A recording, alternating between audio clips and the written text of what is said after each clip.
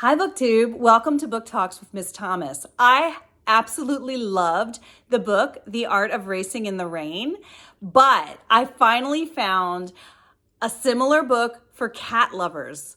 Want to hear about it? Up next.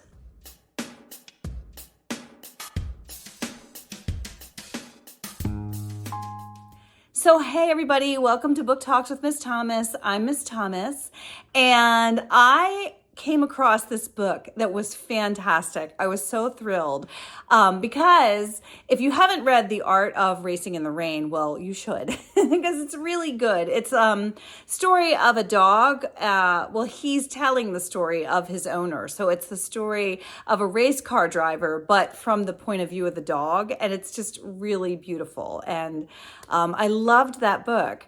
So when I came across The Traveling Cat Chronicles, I had to give it a try, and I loved it. It was a 5-star read. It was definitely a must read if you have a cat or like cats at all. It was so adorable. And I got the audio book, and so I really enjoyed the audio book. So let me tell you about it. The Traveling Cat Chronicles is the story of Nana the cat, and he begins by saying, he doesn't really like his name. He thinks his name is a girl's name, but this is how he got the name. And he tells the story of how he really liked to nap at this one van. It was just a van in a parking lot, and it was his favorite napping spot.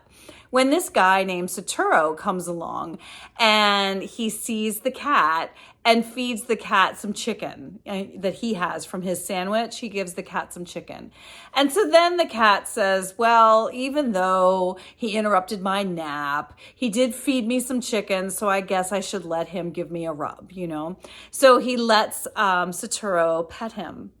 And then eventually, Satoru comes to adopt him because the cat likes to hang out at his van, and Satoru comes along and leaves him food, and they slowly build a relationship. And then Satoru needs to find a new home for some reason for the cat, Nana. And we're not really sure why. I kind of had my suspicions, but I won't spoil that. But Satoru is trying to find a home for Nana. And so he goes to this old friend of his, and the friend has agreed to take the cat, and they start reminiscing on, their childhood and how they once discovered a cat that looked just like Nana. And as they're reminiscing and talking, the friend reveals that he is separated from his wife and he's going through some difficult times.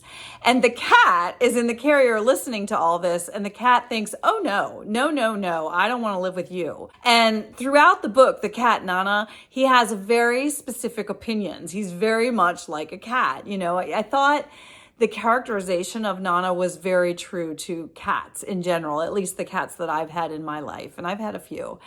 So, Satoru is sort of embarrassed. He has to take Nana with him because the cat won't get out of the carrier and won't even attempt to, acclimate to the home of the friend. And so Satoru tries to take the cat to a different friend. And then he and that friend reminisce on various experiences of the past.